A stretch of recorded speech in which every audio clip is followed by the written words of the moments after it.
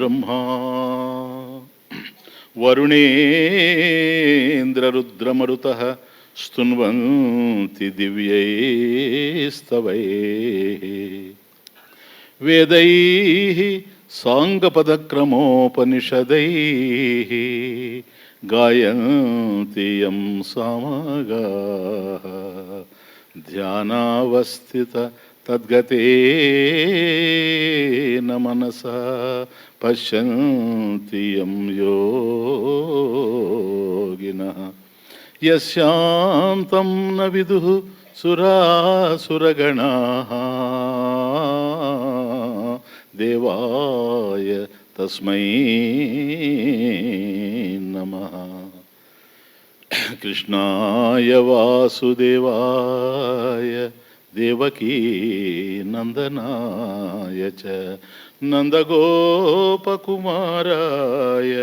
గోవిందాయ నమో నమః.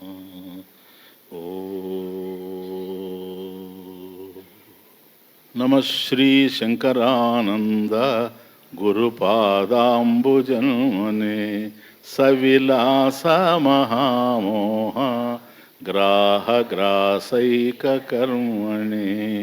ఓం సహనావతు సహనౌ భునక్తు సహ వీర్యం కరవావహై తేజస్వినావధీతమస్తు మా విద్విషావహై.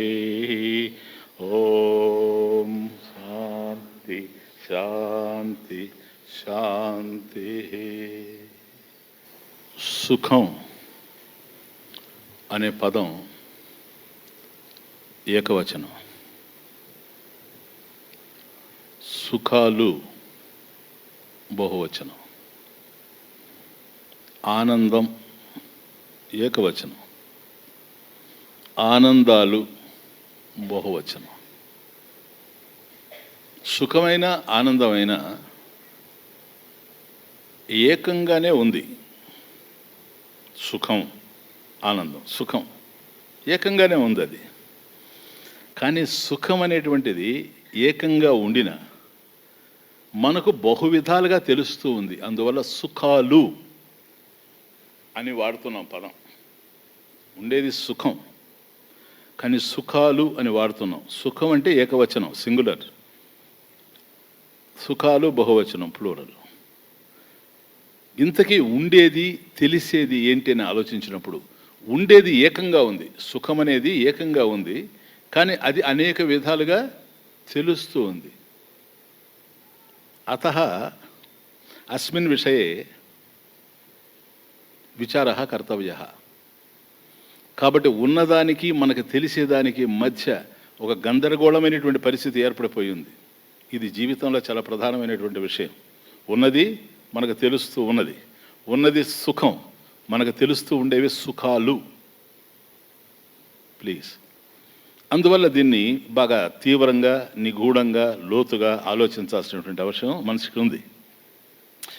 ఎవరు ఏది చేసినా ఈ ప్రపంచంలో సుఖం కోసమే, ఎవరు ఎలా ఉన్నా సుఖం కోసమే. ఎవరు ఏది చేస్తున్నా, ఇప్పుడు ఉదాహరణకు ఒక వ్యక్తి ఉద్యోగం చేస్తూ ఉన్నాడు. అయ్యా నువ్వు ఎందుకు అది ఉద్యోగం చేస్తున్నావు?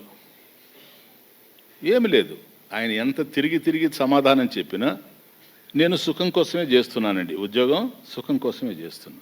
అయ్యా నువ్వు ఉద్యోగాన్ని మానేసావు, రాజీనామా పెట్టావు, ఎందుకని? సుఖం కోసం. కానీ చూస్తే భిన్నంగా కనపడతా ఉండే.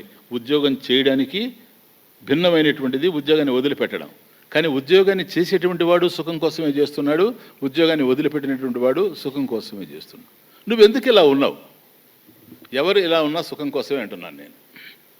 అయ్యా నువ్వు గృహస్థుగా ఎందుకున్నావు? సుఖం కోసమే. స్వామీజీ మీరు సన్యాసిగా ఎందుకున్నారు? సుఖం కోసం.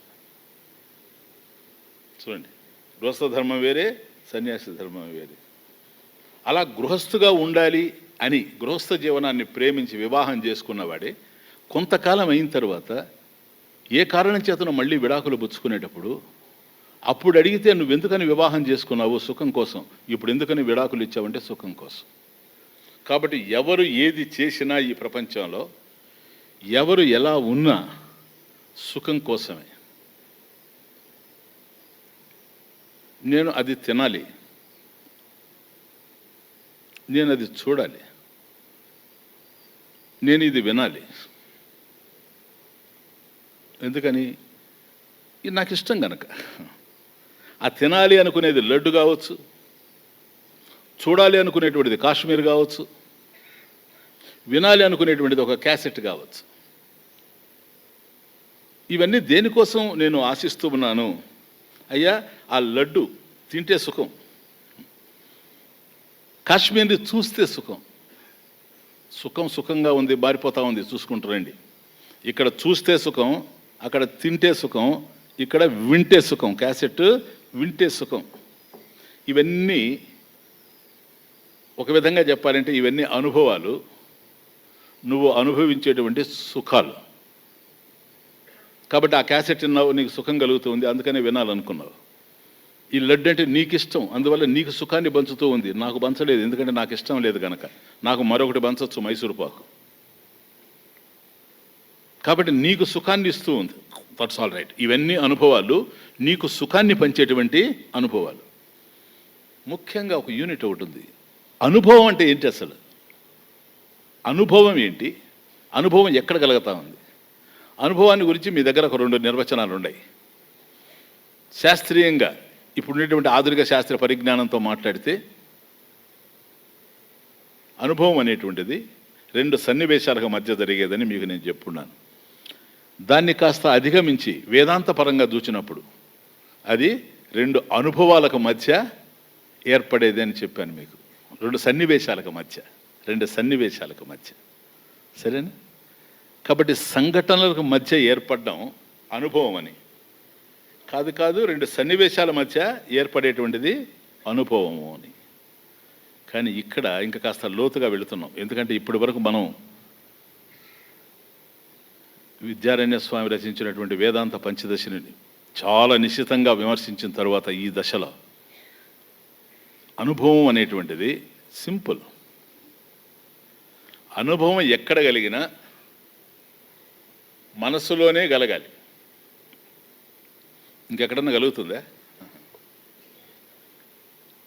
మనసు లేకుండా అనుభవం కలిగేటువంటి అవకాశం లేనే లేదు. అంటే దాని అర్థం ఏంటో తెలుసా? ఏ అనుభవం అయినా మీకు వృత్తి విశేషంగా తెలియాలి, వృత్తి విశేషంగానే తెలియాలి ఏదైనా సరే. ఇప్పుడు నువ్వు కాశ్మీర్ చూచావు, చాలా బాగుంది అన్నావు, అది నీ మనసులో ఉండే వృత్తి, సంకల్పం, థాట్. ఆ వృత్తి రూపంలో వృత్తి విశేషంగా తెలియాలనే కానీ ఇంకో రకంగా తెలిసే అవకాశం లేదు. బాగా అర్థం చేసుకో.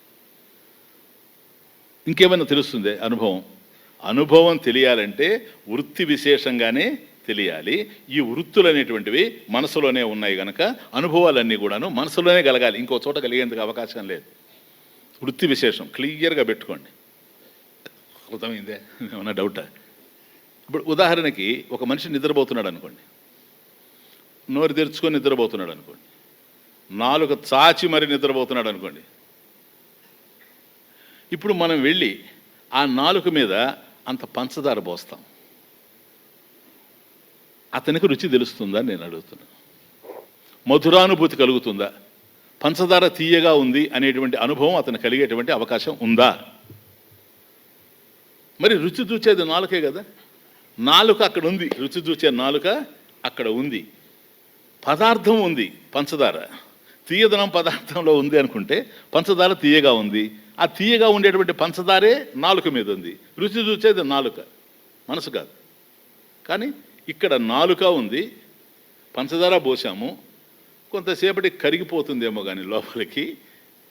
ఉదయం లేచిన తర్వాత ఏమయ్యా నువ్వు నిద్రపోయావు కదా, మేము పంచదార పోసాము, చూసావా, రుచి తెలుసా అంటే తెలుసు అని చెప్తాడా? ఎందుకని కలగలేదు అనుభవం? ఇది simple point, is very simple. అంటే కొద్దిగా మీరు నన్ను చూస్తూ ఉంటే అర్థం కాలేదనుకొని ఈ ఎగ్జాంపుల్ ఇస్తున్నా. It is clear now. So రుచి చూచేటువంటి నాలుగున్న, రుచికి సంబంధించిన పదార్థం కూడా నాలుగు మీద ఉండిన అక్కడ అనుభవం కలగకపోవడానికి ప్రధానమైనటువంటి కారణం వృత్తి లేదు. ఇప్పుడు అర్థమైంది? మనసు లేదు, మనసు లయించిపోయింది, నిద్రపోతున్నాడు కనుక. మనసు ఎప్పుడైతే లేదో మనోవృత్తులు లేవు. వృత్తి ఎప్పుడైతే లేదో అనుభవం కలగడం లేదు. దీన్ని బట్టి అర్థమవుతుంది కదా, అనుభవం అనేటువంటిది వృత్తి విశేషం. క్లియర్. అనుభవం అనేది వృత్తి విశేషం. ఏ అనుభవం అయినా వృత్తి విశేషం. కాబట్టి లడ్డు తినడం సుఖం, కాశ్మీర్ చూడడం సుఖం. ఆ వ్యక్తికి ఒక వ్యక్తి టూరిస్ట్ అనుకోండి, కాశ్మీర్ వెళ్ళాడు. వెళ్ళిన తర్వాత ఒక చోట చూచాడు, అక్కడ ఒక దుకాణం కనిపించింది, భండార్. అక్కడ లడ్డు వేడివేడిగా తయారు చేస్తూ ఉండారు, పొగలు వస్తున్నాయి. ఇతనికి లడ్డు అంటే ఇష్టం, తీసుకొని లడ్డు తిన్నాడు, సుఖం కలిగింది. అసలు వెళ్ళింది కాశ్మీర్ చూడాలని. ఆ లడ్డు తిన్న తర్వాత సుఖం కలిగింది, కాశ్మీర్ చూడడానికి పోయాడు. ఆ చుట్టుపక్కల ఉండేటువంటి లోయలన్నీ కూడా చూచాడు. అక్కడ సుమలోయలు ఉంటాయి, వ్యాలీ ఆఫ్ ఫ్లవర్స్ అంటారు వాటిని, వ్యాలీ ఆఫ్ ఫ్లవర్స్. నేను చూడలేదు కానీ కాశ్మీర్ని డిస్క్రైబ్ చేసినప్పుడు చేస్తారు. వ్యాలీ ఆఫ్ ఫ్లవర్స్ అంటే లోయలు ఉంటాయి. ఆ లోయలంతా మనం కనుక తొంగి చూస్తే అంతా పువ్వులతో నిండిపోయి ఉంటాయి, రకరకాలైనటువంటి పువ్వులు, విచిత్రమైనటువంటి వర్ణాలతో ఉండేటువంటి పువ్వులు, అవన్నీ నిండిపోయి ఉంటాయి. దాన్ని వ్యాలీ ఆఫ్ ఫ్లవర్స్ అంటారు. దాన్ని చూచాడు, ఆహా అబ్బు అనుకున్నాడు. అప్పుడు ఆనందం కలిగింది. వస్తూ ఉంటే ఒక చోట క్యాసెట్లు అమ్ముతూ ఉండేటువంటి ఓ షాపును చూచాడు. ఇతనికి పాత సినిమాలో ఒక పాట కావాల్సి వచ్చింది. ఆ సినిమాలో పాటలు బాగుంటాయి, అవి వింటామనుకొని పోయాడు. ఎక్కడ దొరకలేదు ఆ క్యాసెట్. ఇక్కడ అడుగుదామని అడిగాడు, ఉంది. ఆ సీడీ కొనుక్కున్నాడు, దారిలో వింటూ ఉన్నాడు, సుఖం కలుగుతుంది. ఇప్పుడు సుఖం, ప్లీజ్, లడ్డు తినడం వల్ల సుఖం కలిగింది, కాశ్మీర్ని చూడడం వల్ల వ్యాలీ ఆఫ్ ఫ్లవర్స్ సుఖం కలిగింది, అట్లాగే క్యాసెట్ విన్నాడు, సుఖం కలిగింది. ఇవన్నీ సుఖాలు. ఎందుకని సుఖాలు చెప్పండి? తినడం చూడటం కాదు, చూడటం వినటం కాదు, వినటం తినటం కాదు. క్లియర్? వినడమే కనుక సుఖమైతే తినడంలో సుఖం రాకూడదు. తినడమే కనుక సుఖమైతే చూడటంలో సుఖం రాకూడదు. లేదు, వాసన చూడటంలో సుఖం రాకూడదు. పంచ జ్ఞానేంద్రియాల ద్వారా శబ్దాది విషయాలు ఏవైతే అందుతూ ఉన్నాయో వాటిలో ఎక్కడెక్కడైతే నువ్వు తృప్తి చెందుతూ ఉన్నావో, సుఖపడుతూ ఉన్నావో, అక్కడ సుఖం కలగడానికి అవకాశం లేదు. దీన్ని ఇదమిద్ధంగా మనం ఇది సుఖం అని చెప్పగలగాలి. లేదు, అందువల్ల సుఖాలు బహువచనం వాడేస్తున్నాం. అదొక సుఖం. లడ్డు తినడం ఒక సుఖం, కాశ్మీర్ చూడడం ఒక సుఖం, అట్లాగే క్యాసెట్ వినడం ఒక సుఖం. ఈ సుఖం ఆ సుఖం కాదు, ఆ సుఖం ఈ సుఖం కాదు, కానీ ఇది సుఖమే, అది సుఖమే, ఇది సుఖమే కనుక సుఖాలు కాదంటారు మీరు. బహువచనం క్లియర్గా ఉంది, ఏకవచనం దగ్గరనే. ఇంతకీ ఏది సుఖం అంటున్నాం? సుఖాలు. జామకాయలు అన్నప్పుడు ఓ 10 ఉంటే నువ్వు జామకాయలు అన్నావేమో, 4 ఉంటే అన్నావేమో. అసలు జామకాయ ఏది? సుఖం ఉంటే సుఖాలు. సుఖానికి డెఫినేషన్ ఏంటి? అది ఇప్పుడే మనం చూసాం. అయ్యా, తినడం చూడడం కాదు, చూడడం వినడం కాదు, వినడం తినడం కాదు. మరి ఏది దీంట్లో సుఖం? ఏది కాదు. సుఖం ఏది కాదు. వీటిల్లో సుఖం మనకు తెలిసింది. ఒకవేళ మనకు సుఖం తెలుస్తూ ఉన్నా, ఇప్పుడు మనం ఏమైనా కొత్త స్టేట్మెంట్ తెస్తున్నామో తెలుసు దాని మీద, ఇవి ఏవి సుఖాలు కాదు, కానీ వీటన్నిటిలో సుఖం ఉంది. లాజికల్గా చూస్తే ఇది సుఖమని గనక కాశ్మీర్ని చూడడం సుఖము అని అనుకుంటే క్యాసెట్ వినడం సుఖం కాదు. క్యాసెట్ వినడం సుఖము అంటే లడ్డు తినడం సుఖం కాదు. కానీ ఈ మూడిట్లో కలిగాయి. ఏది సుఖం అన్నప్పుడు ఈ మూడిట్లో ఫలానాది సుఖము అని మనం చెప్పలేకపోతున్నాం కదా. అందువల్ల అంటున్నాను, ఈ 3 సుఖాలు కాదంటున్నాను. కానీ నాకు కలిగింది కదా అనుభవం. నేను లడ్డు తిన్నప్పుడు నాకు ఆనందం కలిగిందే, నీకు కలగకపోవచ్చు, నాకు కలిగింది కదా. ఎస్, అదే నేను చెప్తున్నా. ఈ 3 ఈ కారణం చేత సుఖాలు అయ్యేందుకు అవకాశం లేదు. సుఖం, నాట్ సుఖాలు, సుఖం అయ్యేందుకు అవకాశం లేదు. ఏ ఒక్కటే సుఖం కాదు. నీకు కలిగింది అంటున్నావు కదా, వాటిల్లో సుఖం ఉంది. ఏది సుఖం కాదు, కానీ అన్నిటిలో సుఖం ఉంది. బాగా అర్థం చేసుకోండి ఈ విషయాన్ని. ఏది సుఖం కాదు, కానీ అన్నిట్లో సుఖం ఉంది. అంటే అన్నిట్లో సుఖం ఉందంటే ఏంటి? సుఖ వృత్తి విశేషం ఉంది. వృత్తి విశేషం. సుఖవృత్తి విశేషం మూడిట్లో ఉంది నాయన. క్లియరా? ఇప్పుడు లడ్డు తిన్నాడమ్మా, లడ్డు తిన్నప్పుడు సుఖం కలిగింది, వృత్తి విశేషం కదా. వృత్తి విశేషం లేకపోతే సుఖమే తెలియదు కదా.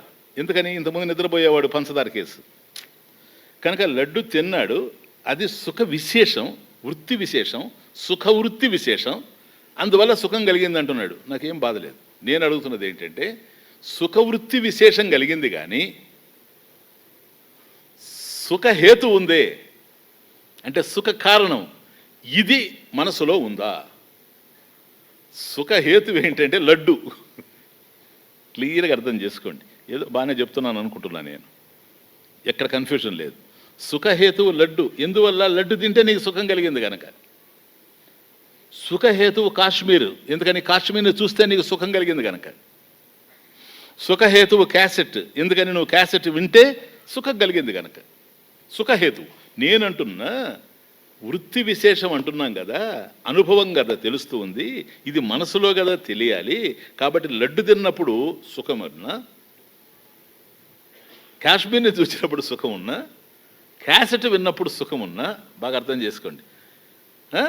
దీంట్లో ఏది సుఖము అంటే ఒకటి సుఖము అని చెబితే మిగతా రెండు కాదన్నట్టు అవుతుంది. కానీ సుఖం కలిగింది వాస్తవం, అనుభవంలో అందుతూ ఉంది. కాబట్టి అది వృత్తి విశేషం గనక, సుఖ వృత్తి విశేషం గనక వృత్తి విశేషంలోనే సుఖం తెలిసింది. కానీ విచిత్రం ఏంటో తెలుసా? అసలు సుఖ కారణం ఏంటి అని మనం పోతే, అయ్యా ఇదిగో లడ్డు, కాశ్మీరు, క్యాసెట్. క్లియర్. వృత్తి విశేషమేమో లడ్డు తీయగా ఉంది, నీకు సుఖంగా ఉంది. నేనంటున్నా వృత్తిలో వృత్తి విశేషం ఉంది కదా, అనుభవం ఉంది, లడ్డు ఉందా అని అడుగుతాడు.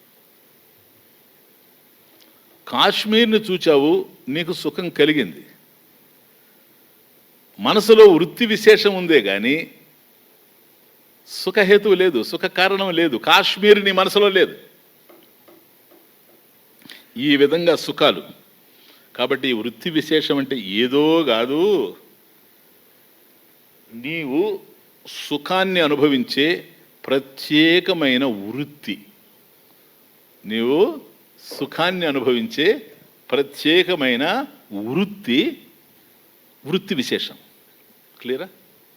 కాబట్టి అది లడ్డు తిన్నప్పుడు నీకు సుఖం కలిగిందంటే వృత్తి విశేషం, నువ్వు అనుభవించావు. నువ్వు సుఖాన్ని అనుభవించేటువంటి ప్రత్యేకమైన వృత్తి నీ మనసులో ఉంది కదూ, అది వృత్తి విశేషం. ఇప్పుడు ప్లీజ్ అండర్స్టాండ్. కానీ మధ్యలో చెప్పాను, నేను మర్చిపోబాకండి. ఇవన్నీ సుఖాలు బహువచనం అని ఒకటి వాడాను ఇంతకుముందు, అది గుర్తుపెట్టుకోండి. అట్లా ఇంకా ఏకవచనానికి రాలేదు మనం సుఖం ఏంటి అని. ఇప్పుడు నేను ఒక మాట అడుగుతున్నా, సరేనండి బాగుంది, సుఖహేతువు బయట ఉంది, దాన్ని అనుభవించడం జరిగింది, అనుభవించడం వల్ల నాకు సుఖం ఏర్పడింది, ఇట్లా అనేకమైనటువంటి సుఖాలు ఏర్పడుతూ ఉన్నాయి కనుక సుఖాలు బహువచనం ప్లూరల్ నెంబర్లో వాడాను. క్లియర్? ఎస్. ఇంకోటి చెప్పండి. ఇప్పుడు సుఖం అనేది ఆ వస్తువు ఏదైతే ఉందో సుఖహేతువుగా బయట, దాంట్లో ఉందా, వృత్తి విశేషంలో ఉందా?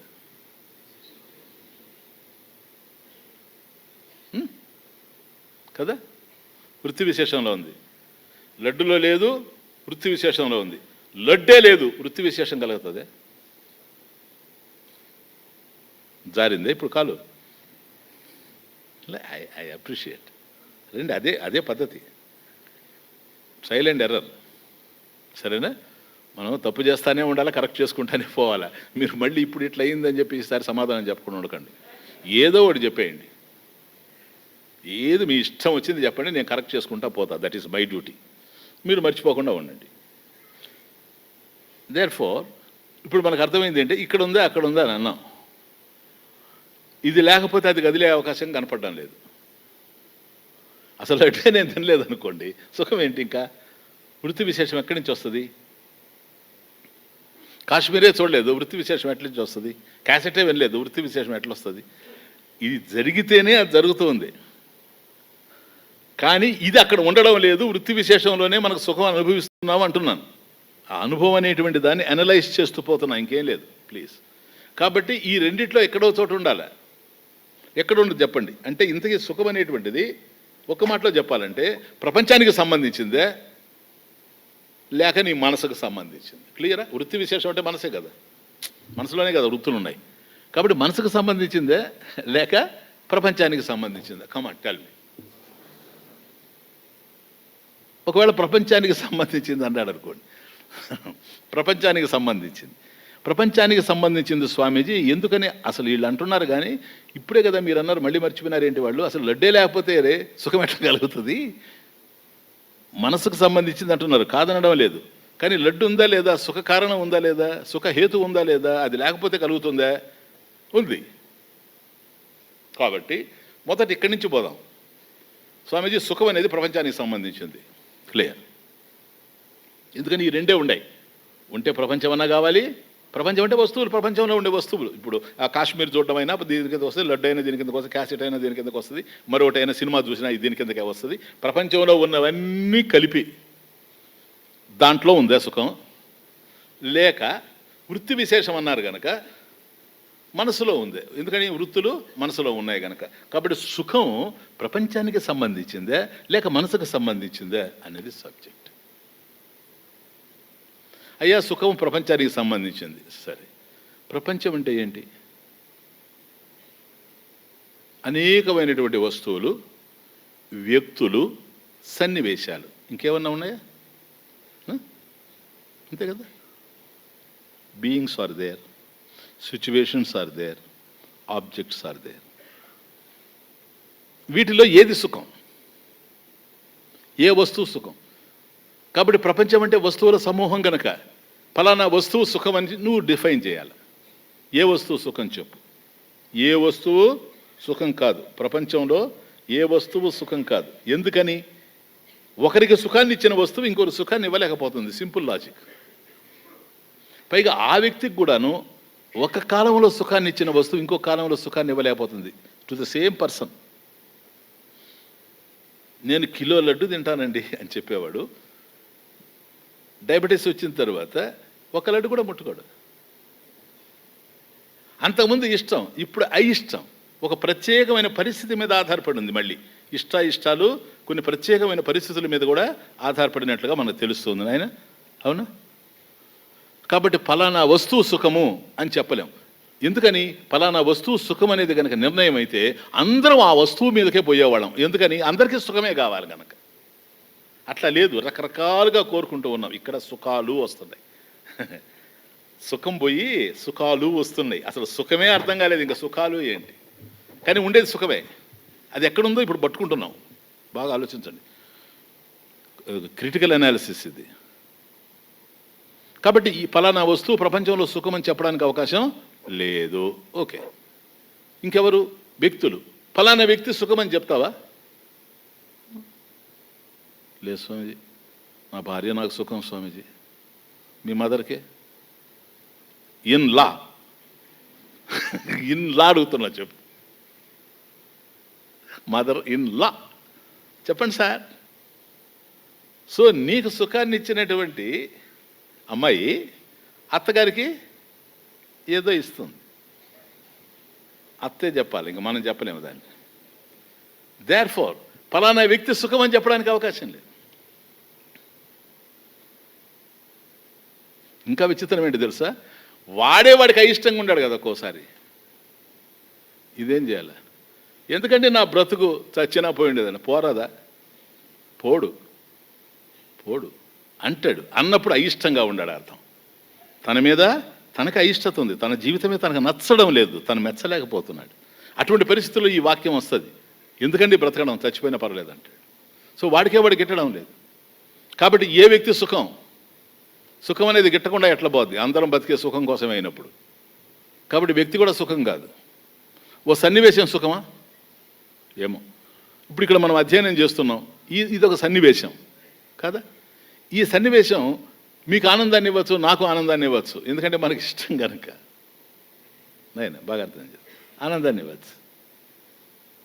ఇష్టం లేని వాడిని తీసుకొచ్చి కూర్చోబెడితే ఇక్కడ ఇదే సన్నివేశం వాడికి దుఃఖాన్ని పెంచినా కూడా ఆశ్చర్యపడాల్సిన అవసరం లేదు. కాబట్టి ఫలానా సన్నివేశం సుఖం అని చెప్పడానికి లేదు. ఆ సినిమా బాగుంటుంది కనుక అది సుఖము అని అంటే నన్ను తీసుకుపోయి కూర్చొని పెడితే నేను సుఖపడలేకపోవచ్చు. కాబట్టి దాన్ని సుఖహేతు అని మీరు నిర్ణయించలేరు. కాబట్టి సుఖం అనేటువంటిది ఒక ప్రపంచానికి సంబంధించింది అయితే ప్రపంచంలో ఏ వస్తువు సుఖము కమాన్ టెల్ మీ, చెప్పలేవు. ఏ వ్యక్తి సుఖము చెప్పలేవు. ఏ సన్నివేశం సుఖము చెప్పలేవు. ఏ స్థానం సుఖం, ఏ ప్రదేశం సుఖం చెప్పలేవు. ఏ కాలం సుఖం చెప్పలేవు. కాబట్టి ఒక కాలం, ఎందుకంటే ఈ పుణ్యకాలం అండి, ఉత్తరాయణ పుణ్యకాలం అని అన్నప్పుడే వెంటనే మళ్ళీ అంటాడు ఆ రోజు రాహుకాలం ఎన్నింటికని. ఉత్తరాయణ పుణ్యకాలం అంటావు, ఆ రోజే రాహుకాలం ఎన్ని గంటలకి అంటావు, యమగండం ఎప్పుడు అంటావు. కాబట్టి ఈ కాలం సుఖము అని చెప్పడానికి అవకాశం కనిపించడం లేదు. పైగా సుఖమే దుఃఖంగా మారుతుంది. ఇంతకుముందు చెప్పినట్టుగా వివాహమే విడాకులుగా మారిపోతూ ఉంది కదా, సన్నివేశాలు కూడా అట్లా తారుమారు అయిపోతున్నాయి. కాబట్టి ప్రపంచానికి సంబంధించింది కాదు సుఖం, ప్రపంచంలో కాదు. ప్లీజ్ క్లియర్గా పెట్టుకోండి మనసు. సుఖం అనేది ప్రపంచానికి సంబంధించింది కానే కాదు. ప్రపంచానికి సంబంధించింది కానప్పుడు ఇంకేముండదు. రెండవది మనసుకు సంబంధించింది. అంటే సుఖం అనేది మనసులో ఉందే నిర్ణయం. అదే ఇప్పుడు మీరు చెప్పింది. అవునా? డిసైడెడా? నేను ఒక ప్రశ్న వేస్తాను, చెప్పండి. సుఖం మనసులో ఉంది, వృత్తి విశేషం కనుక దుఃఖం ఎక్కడ ఉండేది? మరి సుఖం మనసులో ఉందంటే దుఃఖం ఎక్కడ ఉండేది? మోకాళ్ళలోనా? లే, మోకాళ్ళలో నొప్పులు ఉన్నాయి, సరేనా? మోకాళ్ళలో ఉండే నొప్పులు మనసులో తెలుస్తున్నాయి వృత్తి విశేషంగా. అక్కడ దుఃఖం కలుగుతుంది, దుఃఖ వృత్తి విశేషం. సుఖవృత్తి విశేషం ఎట్లాగో దుఃఖ వృత్తి విశేషం. కాబట్టి మనసులో సుఖము తెలుస్తూ ఉంది, దుఃఖము తెలుస్తుంది. ఇప్పుడు చెప్పు, ఆ రెండు వృత్తుల్లో ఏది సుఖం? రెండు కాదు. ఎందుకని? సుఖము అని చెప్పడానికి అవకాశం లేకుండా దుఃఖం కూడా మళ్ళీ చోటు చేసుకుంటూ ఉంది కనుక. కాబట్టి మనసు అనేది సుఖానికి స్థానమా, దుఃఖానికి స్థానమా? అయిపోయింది. లేక రెండునా? వాస్తవం చెప్పాలంటే రెండు. దుఃఖానికి మనసే ప్లేస్. దుఃఖం కలిగితే మనసులోనే కలుగుతుంది, సుఖం కలిగినా కూడా మనసులోనే కలుగుతుంది. కాబట్టి రెండు అక్కడ తెలుస్తూ ఉన్నాయి. రెండు అక్కడ తెలిసేటప్పుడు అది సుఖం మనసుకు సంబంధించింది అని నువ్వు ఎట్లా చెప్తావని నేను అడుగుతున్నాను. ఎందుకంటే సుఖమే కాదు మనసుకు సంబంధించింది, దుఃఖం కూడా మనసుకు సంబంధించింది. బాగా అర్థం చేసుకోండి. కాబట్టి ఒక కారణంగా సుఖం కలుగుతూ ఉంది నాయన, ఒక కారణంగా సుఖం కలుగుతుంది. అందుకని ఒక కారణంగా తెలుస్తూ ఉంది కనుక నైమిత్తిక సుఖం. ఎందుకని అన్నావు నైమిత్తిక సుఖం అని? ఒక నిమిత్తంగా తెలుస్తూ ఉంది కనుక, ఒక నిమిత్తంగా తెలుస్తూ ఉంది కనుక నైమిత్తిక సుఖం. ఇప్పుడు లడ్డు ద్వారా తెలిసింది కదా, లడ్డు అనేటువంటిది నిమిత్తం.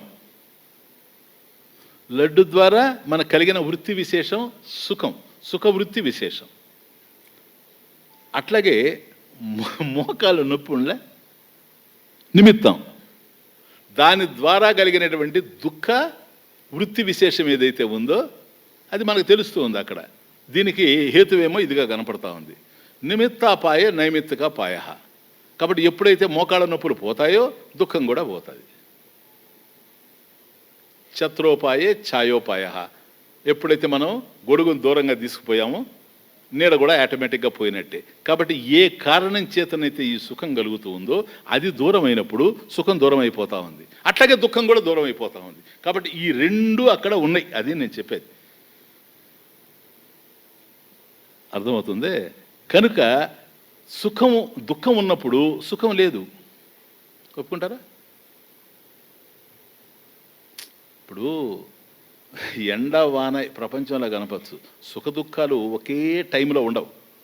సుఖమన్నా ఉండాలా, దుఃఖమన్నా ఉండాలా, ఇది పోతే అది రావాలా. కాబట్టి సుఖం ఉంది, సుఖ వృత్తి విశేషం. మళ్ళీ దుఃఖం కలిగింది అనుకోండి, దుఃఖ వృత్తి విశేషం కదా, అప్పుడు సుఖం లేదు అక్కడ. ఒప్పుకుంటావా? దుఃఖమే ఉంది. మళ్ళీ దుఃఖం పోతుంది కదా, ఇంకే కారణం చేతనైన నిమిత్తంగా సుఖం వచ్చిందనుకోండి, అప్పుడు సుఖవృత్తి విశేషం ఉంటుంది. కాబట్టి మనసులో సుఖ దుఃఖాలు ఈ విధంగా ఉంటాయి. కేవలం సుఖం ఉంటుందని చెప్పడానికి అవకాశం లేదు, కేవలం దుఃఖం ఉంటుందని చెప్పడానికి అవకాశం లేదు. ఇప్పుడు మనం సుఖం మీద కేంద్రీకరించి ఉన్నాం కనుక ఒక మాట వినండి. దుఃఖం లేదు, ఇప్పుడు సుఖం ఉంది నాకు. దేనివల్ల వచ్చిందండి ఈ సుఖం? లడ్డు తినడం వల్ల వచ్చిందండి. సేమ్, అందుకని ఎగ్జాంపుల్ మార్చడం లేదు నేను, మీకు క్లియర్గా ఉంటుందని. దేనివల్ల వచ్చిందండి నీకు సుఖం? క్యాసెట్ వినడం వల్ల వచ్చింది. దేనివల్ల వచ్చిందయ్యా నీకు సుఖం? కాశ్మీర్ చూడడం వల్ల వచ్చింది. కానీ వీటిలో ఒకటి మరొకటి కానే కాదు కాదుగా, కానీ సుఖం కలిగుళ్ళ. అందుకని కాశ్మీరును చూడడం వల్ల వచ్చిన సుఖము, క్యాసెట్ వినడం వల్ల వచ్చిన సుఖము, లడ్డు తినడం వల్ల వచ్చిన సుఖము కదా సుఖములు. సుఖములు, ఈ సుఖములు ఎట్లా ఉన్నాయి? వస్తూ పోతూ ఉన్నాయి, అవునా? మళ్ళీ దుఃఖం వస్తుంది, మళ్ళీ సుఖ కారణం లేకపోతే సుఖం రాదు, సుఖవృత్తి విశేషం జరగదు. కాబట్టి సుఖవృత్తి విశేషం ఉన్నప్పుడు మాత్రమే నీకు సుఖం తెలుస్తూ ఉంది, మీకు తప్పుడు తెలిసేందుకు అవకాశం లేకుండా ఉంది. క్లియర్? ఈ సుఖాలు ఎట్లాంటివి అన్నప్పుడు ఇప్పుడు మనకు అర్థమవుతుంది.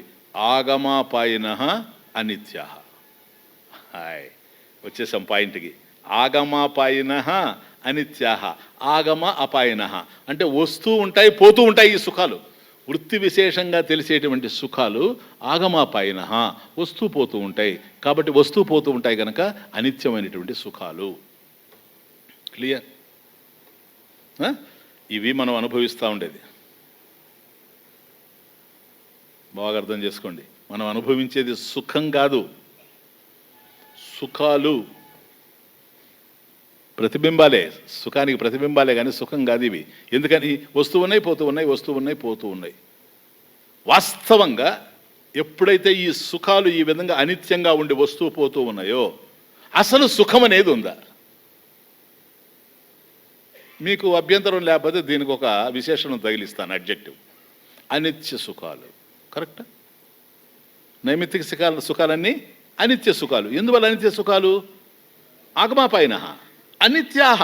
అదిగో అనిత్యాహ, వస్తూ పోతూ ఉన్నాయి, స్థిరంగా లేవు. అందుకని కాబట్టి అనిత్య సుఖాలు ఉన్నవి నాయన, అనిత్య సుఖాలు ఉన్నవి అని అన్నప్పుడు నిత్య సుఖం ఉండాలనా లేదా?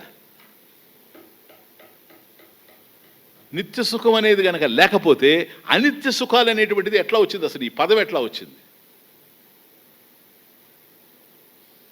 కాబట్టి అనిత్యం అని ఒక దాన్ని నువ్వు అంటున్నావంటే దానికి ఆపోజిట్గా నిత్యం ఉండాలి, ఉంటేనే ఇది అనిత్యం అని వచ్చింది.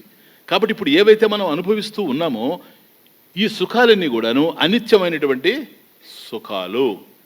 ఈ అనిత్య సుఖాలు ఎప్పుడైతే ఉన్నావో నిత్య సుఖం ఉండి ఉండాలి, ఉండి తీరాలి. అది ఏమిటి? అది మాకు తెలియదు. పోనీ అది మాకు తెలియదండి, ఓకే. మరి నువ్వు అనుభవించే సుఖాలు సార్ ఇట్లాంటి కొన్ని వేలు అనుభవిస్తూ ఉన్నావు రోజు. అందువల్ల సుఖపడేవాడికి కూడా సుఖం లేదు. Very nice sentence. సుఖపడేవాడికి కూడా సుఖం లేదు. ఎందుకని? వాడు సుఖపడతానే ఉంటాడు, సుఖం కోసం ప్రయత్నం చేస్తానే ఉంటాడు. అసారే ఖలు సంసారే సుఖభ్రాంతి శరీరిణాః అసారే ఖలు సంసారే సుఖభ్రాంతి శరీరిణాః లాలాపనో ఇవ అంగుష్ఠే బాలానాం క్షీర విభ్రమః. అసారే ఖలు సంసారే. అయ్యా సంసారంలో సుఖం ఉందే. సంసారం అంటేనే అసారం కదా అంటాడు, నిస్సారం కదా అంటాడు. సంసారం అంటే ఏదో కాదు, సారం కలిగింది కాదు, సారహీనమైంది. అసారే ఖలు కదా సంసారే. ఎందుకని? సుఖభ్రాంతి శరీరిణః. కాకపోతే ఈ సంసారంలో ఉండి శరీరిణః, ఈ శరీరాదుల ద్వారా మనకి ఏ సుఖాలైతే లభ్యమవుతూ ఉన్నాయో ఇప్పుడు అవన్నీ అవే నాయన, అవన్నీ శరీరం ద్వారా లభ్యమైనవే. లడ్డు తినింది నాలుక, నాలుక శరీరంలోనే ఉన్నది. క్యాసెట్ వినింది చెవి, అది శరీరంలోనే ఉంది. కాశ్మీర్ని చూసింది కన్ను, అది శరీరంలోనే ఉంది. సుఖభ్రాంతి, వాస్తవంగా సుఖాలు కాదవి. ఎందుకని మళ్ళీపోతున్నాయి. ఆగమాపాయన నిత్య. కాబట్టి సుఖం కాదు, నిత్య సుఖం కాదు, అనిత్యమైనటువంటి సుఖాలు. సుఖభ్రాంతి శరీరిణ ఎట్లాగూ లాలాపానం ఇవ అంగుష్ఠే బాలానాం క్షీర విభ్రమ. బాలానాం చిన్నపిల్లలు, క్షీర విభ్రమ పాలుస్తున్నాయనే భ్రమతో, అంగుష్ఠే బొటనవేలుని నోట్లో వేసుకొని లాలాపానం ఇవ అంగుష్ఠే బాలానాం క్షీర విభ్రమ. కాబట్టి నోటిలో వేలు వేసుకొని పిల్లవాడు చప్పరిస్తూ ఉంటే చాలామంది పిల్లలు కనపడతారు. పిల్లలేదు, పెద్దలు కూడా కనపడతారు. ఇప్పుడు వీటికంతా కారణాలు ఏమి ఉండవు. గోళ్ళు కొరికే వాళ్ళ కారణాలు ఏమి వెతుకుతాం? ఎందుకు కొరికాడంటే ఉండే కనుక కొరికాడు. ఇంక ఏముంది దానికి ఆన్సరు? ఉన్నంత మాత్రాన్ని కొరకడం లేదు. నిన్నెందుకు కొరకలేదంటే నేనేం చేస్తాను? ఎక్కడైతే సమస్యలు తీవ్రమవుతాయో, ఎక్కడైతే మనిషికి ఒక ఆలోచన దొరకదో, ఎక్కడైతే మనిషికి సమస్య ఉత్పన్నమై దాన్ని పరిష్కరించలేని స్థితిలో ఉంటాడో అప్పుడు మిగిలింది గోళ్లే. ఇంక దేన్ని కొరుకుతాడు చెప్పండి? వేళ్ళు కొరికాడంటే తనే బాధపడాలి మళ్ళీ. ఇంకా కొరకడానికి ఉండేది గోళ్లే. అందుకని గోళ్ళు కొరుకుతూ ఉంటాడు. ఏ పని ఎందుకు జరుగుతూ ఉందో విచిత్రమైన వ్యవహారం ఇదంతా. లాలాపానం ఇవ అంగుష్టే. పిల్లవాడు పెట్టుకున్నాడు, మనం తీసేసామనుకోండి వాడు దూరంగా పోయి మళ్ళీ పెడతాడు. ఎందుకంటే క్షీర విభ్రమ వచ్చిన బాధ అది. నువ్వు ఎన్నెన్నా చెప్పు, వాడికి ఒక అభిప్రాయం ఉంది. క్షీరం అంటే పాలు. బొటనవేల్లో నుంచి అంగుష్టే, బొటనవేల్లో నుంచి పాలు వస్తున్నాయి అని వాడు అనుకుంటున్నాడు. వాస్తవానికి అక్కడ క్షీరం లేదు, అక్కడ ఉండేది లాలాపానం, సెలైవ. వాడి నోటిలో ఉండేటువంటి లాలాజలాన్ని వాడు క్షీరం అనుకోవడం వల్ల మనం ఎంత తీసేసినా అటు దూరంగా పోయి పెట్టుకుంటూ ఉంటాడు. కారణం ఏంటంటే వాడికి ఒక భ్రాంతి ఉంది. అట్లాగే మనం కూడాను ఇన్ని సుఖాలు వచ్చిపోతూ ఉండినా, మనం అనుభవిస్తూ ఉన్నా, తాత్కాలికంగా సుఖం కలుగుతూ ఉండినా, ఉన్న సుఖం మళ్ళీ ఆగమాపాయన పోతూ ఉండినా, అనిత్యాహ నిత్యం కాకుండా ఉండినా, వాటి నుంచే వస్తున్నది అని అభిప్రాయపడడం వల్ల సుఖభ్రాంతి శరీరిణ. వాడికి ఎట్లాగైతే క్షీరభ్రాంతి ఉందో మనకు సుఖభ్రాంతి ఉంది. కాబట్టి వాడికి ఎట్లాగైతే క్షీరం రావడం లేదో మనకు సుఖం కూడా రావడం లేదు. అందువల్ల అనేక సుఖాలను అనుభవిస్తూ కూడాను సుఖం కోసం ప్రయత్నం చేస్తాడని ఇంతకుముందు నేను అనడానికి కారణం అదే. ఈ ప్రపంచంలో మనం ఏవైతే సుఖాలను అనుకుంటున్నామో ఆ సుఖాలని అనుభవించే వాళ్ళే సార్ మళ్ళీ సుఖాల కోసం ప్రయత్నం చేస్తూ ఉండేది. క్లియరా? కాబట్టి ఇక్కడికి వచ్చిన తర్వాత ఈ దశలో అవగాహన ఏంటంటే, సరే ఇవన్నీ అనిత్యమైన సుఖాలు సార్, అందువల్లనే మేము సుఖపడలేకపోతూ ఉన్నాం. పైగా ఈ సుఖాలు ఇంకో తమాషా కూడా ఉంది. వీటిలో ఉండే సుఖం క్షీణిస్తూ ఉంటుంది. ఇది వదండి సుఖక్షీణత. ఇది ఒక విచిత్రమైన వ్యవహారం. కొత్తగా అనుభవించేటప్పుడున్నంత ఆనందం పాతబడే కొద్దీ ముఖం వాసినట్టుంటుంది. అవి sir hard experiences in life. తప్పదా? మళ్ళీ అది రాదు, ఆ జోష్ రాదు. సరేనా? ఒక 6-7 లడ్లు తిన్నాడనుకోండి, 8వ లడ్డు చేదు కదా. మొదటి లడ్డు తీయగా ఉండి 8వ లడ్డు చేదు ఎట్లా అవుతుంది సార్? అన్నీ కలిసి నైమిషారణ్యంలో తయారైనయే చెప్పండి. కాబట్టి దాంట్లో ఏదైతే ఉందో అది క్షీణించేటువంటి లక్షణం కూడా ఉంది. అటువంటి లక్షణం ఉంది కనుకనే దాన్ని అనిత్య సుఖం అన్నాం. అనిత్య సుఖం ఉండేటప్పుడు నిత్య సుఖం ఏంటి? అనిత్య సుఖాలు బహువచనం. నిత్య సుఖాలు లేవు, నిత్య సుఖం ఏకవచనం. స్టార్టింగ్ లెక్చర్ ఈరోజు సుఖం ఏకవచనం, సుఖాలు బహువచనం. ఇప్పటికి మనకు సుఖాలు ఏంటో తెలిసిపోయినాయి. అన్ని అనిత్యమైనటువంటి సుఖాలే, వీటి మధ్యలో మనం సుఖపడలేకపోతున్నాం.